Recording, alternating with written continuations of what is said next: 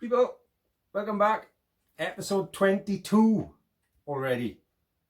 Today's episode, we're going to be checking the clearance on the valves and adjusting them if needs be. I've had to go out and I've had to buy a new feeler gauge because I don't know where mine have gone. I've probably lent it out and not had it back. Cheapest chips from Alfred's, £4, so it'll be a mini tool test as well, just to see what I think of their feeler gauge. We'll have a quick look at the board, see where we're up to, and go from there. So episode 22, valve clearance. My son Logan is operating camera and he's been a dick. Go back down for the prices. Give him a cuff on the back of the head. So the feeler gauge was £4 from Alfred's. So that brings our total up to £337.55. Alright, again, Alfred's feeler gauge. Go back to my print off manual. Can't stress enough, get yourself a manual for any bike that you have. They're worth their weight in gold. So I've gone through to the specs pages. Gives me all the torque settings and tyre pressures, general information. So I'm looking at the engine. I'm looking at the valve clearance. You see that? It also gives you the degrees for top dead center and when it's opening, but the valve clearance we're interested in, and the inlet valve is 0.1 millimeter to 0.02. The exhaust valve, which again that I'll show you on the bike, but that will always be the one closest to the exhaust, hence exhaust. That's 0.014, give or take 0.02 tolerance. So I'll put it on the tripod. We'll have a look at taking the valve casing off and we'll go from there. Right, so your valves are under the top casing. We've got to take, obviously, the spark plug leads off, the breather hose off, undo the top bolts. They're 10mm bolts, and we may have to take the coils, and on the other side again, spark plug lead out, and we may have to take the ECU out, or at the very least the bracket that's behind the ECU bolt. So we'll strip those out and then we can come back when we're ready and we've got the valves exposed. Look, I am your manual. Right, we got to the book and we're going to inspection and adjustment. We're looking at valve clearance adjustment. Inspect and adjust the valve clearance while the engine is cold. So I haven't run the engine. It's been standing overnight, so we know it's cold. We've removed the left hand casing, which I'll show you in a moment, to expose the rotor, the flywheel. And we're looking for the little indication mark on the casing, and we've got to pick up, rotate it anti-clockwise until we come up to the mark T. That then is setting the timing right for our valves, and then it comes down explaining how to check the valves, which we'll show you now, and how to adjust them. And it's showing you the adjustment screw, the lock nut and the feeler gauge. So we do that on the bike. We've taken left hand casing off, or Logan has, exposing the flywheel. We're going to use a 17mm socket. There is our indicator mark on the casing, our little V, see it? And then on the flywheel itself, you'll see you've got different marks. You've got T, you've got F, you'll have for top dead center, and for different timing marks. So we're going to turn the flywheel by putting the socket onto the center nut, and then I'll pass the camera over to Logan and he'll video me turning the flywheel just to show you turning. And what's that is doing, it's actually turning the engine over. So if he comes up and looks at the valves, you will see them as I'm turning the flywheel. You will see the inlet valves opening and closing, and then the exhaust valves opening and closing, and you can hear the cylinder breathing. Like I said, the exhaust valves will be closest to the exhaust. Inlet valves will be closest to your carburetor if you've got a carbureted bike, but obviously manual. So Logan's going to come back down now, and I've got to get the letter T lined up with our little marker by turning the flywheel. It can be a little bit potty, sometimes you can fly past. But just keep going anti-clockwise until you get, there's F, there's T. So I've now got T in line with our marker, which means that our valves should be in the right orientation for checking. Right, so according to our manual, we've got to have on the inlet port 0.10, and we got an allowance of 0.02 millimeters either way. So on our feeler gauge, we've got 0.10 for the inlet. The outlet is 0.14. Now on my feeler gauge, it's only got 0.13 and 15. I don't think I've got a 14 in there. So what I will do is I'll go with a 0.3. There's a little bit of a drag on there to give me the 0.4. I got 0.02 tolerance anyway. We'll take it over to the bike and we'll have a look. Okay, I've got a strip down ready. I've got the ECU unbolted and lifted up out of the way. The rocker cover casing off and gasket, being careful not to tear or rip the gasket. I've also got the flywheel casing off. And the other side, I was lucky I got away without having to take the coil pack off. So I've got enough room to work in there. So I'll take you over to the bench now. I'm using inspection and adjustment section on my manual to set my valve clearance. Now this has to be done when the bike is cold. It's telling me to remove the flywheel casing, as I've already done, and then line up my indicator mark on the engine casing with the T for top dead center. Then tell me that the tolerances I need for the inlet valve is 0.10, for the exhaust valve 0.14, and they both give or take 0.02 tolerances. So I've set my feeler gauge. I've got my 0.10 for my inlet, and then because I haven't got 4.14 on my feeler gauge, I'm going to be going between the 0.15 and a 0.13. That's still going to keep me within tolerance. The only other thing I'm going to be needing is 17mm socket to turn the engine. So I'll show you over at the bike now. Right, so the timing marks, I gotta try and do this one-handed, so stick with me. So first of all, there's your indicator mark on the engine casing. See that little V right in there? That's your indicator mark. And on the flywheel you'll have several different marks. So I'm just turning this on a socket. You'll hear the exhaust. So there's the first mark, F, and that's the T there that I want. So you line up those marks as best as you can. Sometimes it's a little bit awkward to get it perfect, but there. So that now is top dead center. All I need to find out now is which set of valves are actually top dead.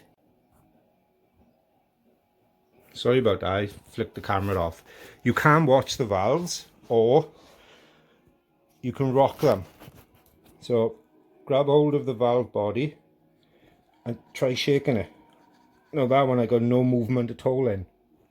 Whereas if I go to the other side of the bike, see, I can move the valve stem or the valve seat. So that's telling me that the right hand side of the bike is at top dead center. So I'm on this side at the moment set up, so I'm going to do a full rotation again. I could go and set the valves on that side, but because I'm already set over here, I'm just going to turn it another rotation till I come back to the T.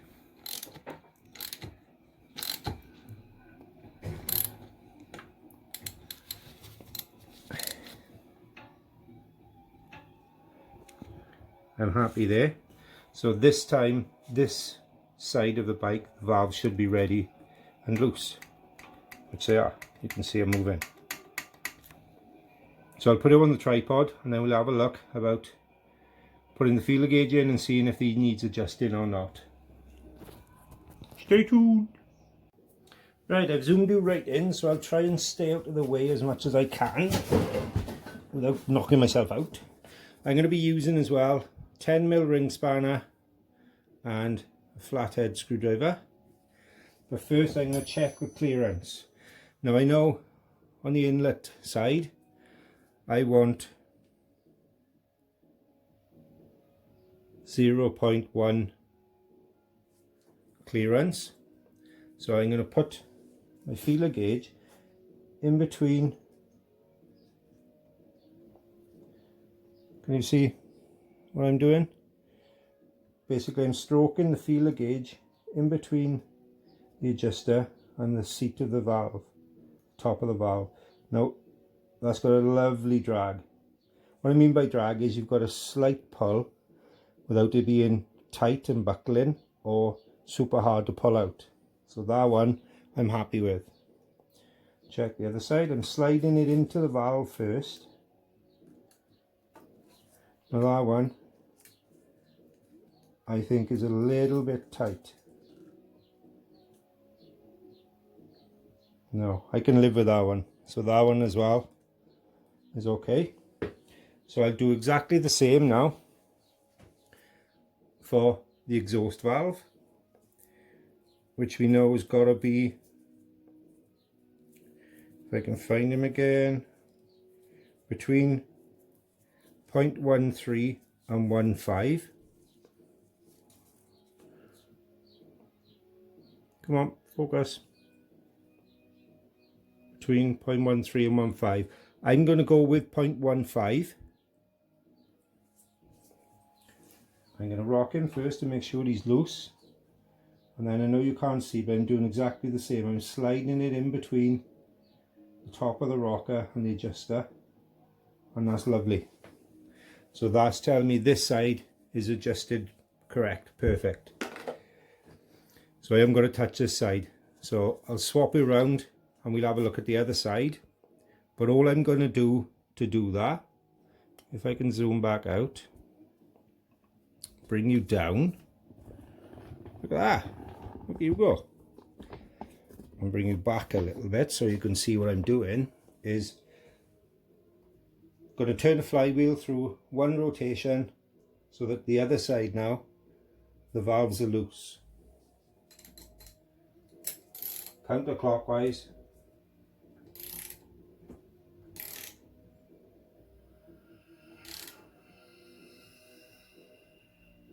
So my timing mark again is on the T, on my little indicator. I'll check with the valve, see if I can lift you up on the tripod. There you are. Check that the valve is loose. Yep, so I can start adjusting this side. So I'll move everything over to this side and then bring you back in.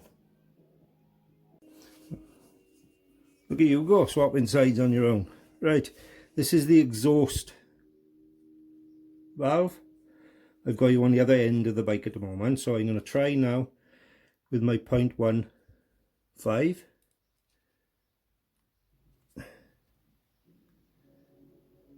Now that's a nice slide fit, so I'm not going to adjust that, but what I'll do is I'll show you how the valves are adjusted just as a demonstration. So you put your 10mm ring spanner on the nut, you put your screwdriver onto the head, and you hold the screwdriver still as you slacken off that nut, like that. Then what you would do to adjust is you'd either turn that screwdriver down, lowering that adjuster, or you turn the screwdriver up, lifting it up. And then when you think you've got it right, you'd get your feeler gauge, put your feeler gauge back in. Now look, that's too tight now because I've turned that down too much, so I've got to turn him back up.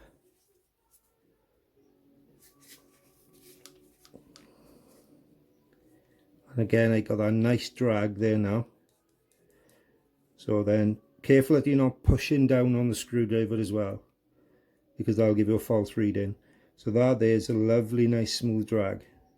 So what I would do, hold the screwdriver nice and still without it turning, and then nip that nut up, have a check. Lovely. Once you're happy, hold the screwdriver tight, nip that nut up. Now you can do that to the torque setting in the book if you want. I'm comfortable with leaving it at that. Again, I'll go back to my feeler gauge, pull up the 0.10 for the inlet side, and I'll check those, which they're both really loose. So what I'll do is, if I swap you around position, try not to get seasick. Have to excuse the bumps. It's a clunky. How can you see now? So look there. So if I can zoom you in and drop you down.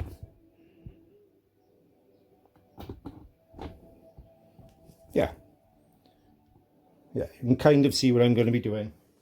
This side is way open, so I need to tighten that down. So again, it's spanner on. Sorry if my hands are in the way. Screwdriver on, spanner on, slacken the nut off first. And then I need to go down with this.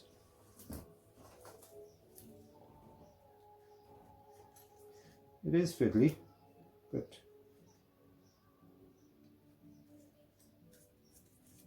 and remember that you've got to go flat on the seat.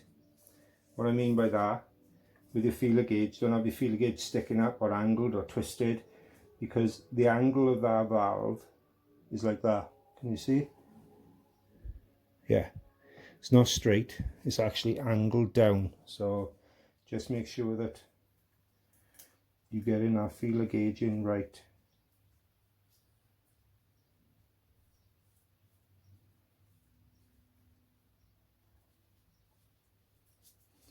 Now I'm not getting a good reading. There we are. So it was out quite a bit of adjustment. So I'll tighten that down. Again, sorry if my hands are in the way. Just nip him. Give him a try. Now that's a lovely drag on there. So I'm going to tighten that one where he is. Hold the screwdriver, tighten the nut. Go to the next one. Screwdriver. Slacken him off. Try him. See, it's way loose. Nearly 3 full turns.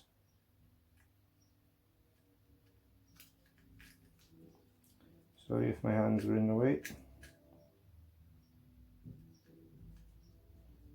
happy with that, so I'm going to nip him up, try him. Yep, I'm happy. So tighten him up. Give him one last check.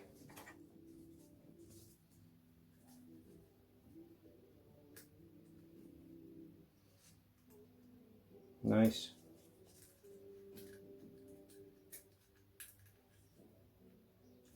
Nice try.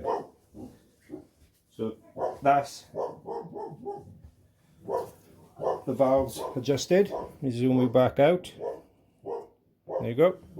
So I've already retorqued the bolts, the head bolts, to the spec of the book. I think it was 23 foot-pounds. Excuse my dog barking, he's a bit of an idiot. So that's all that's left to do then is the chain adjuster, the cam chain adjuster. So if I bring you in, you can see what I mean. We need to adjust that chain up just to take any slack out. And there's a bolt in there. Now the book says just undo the bolt.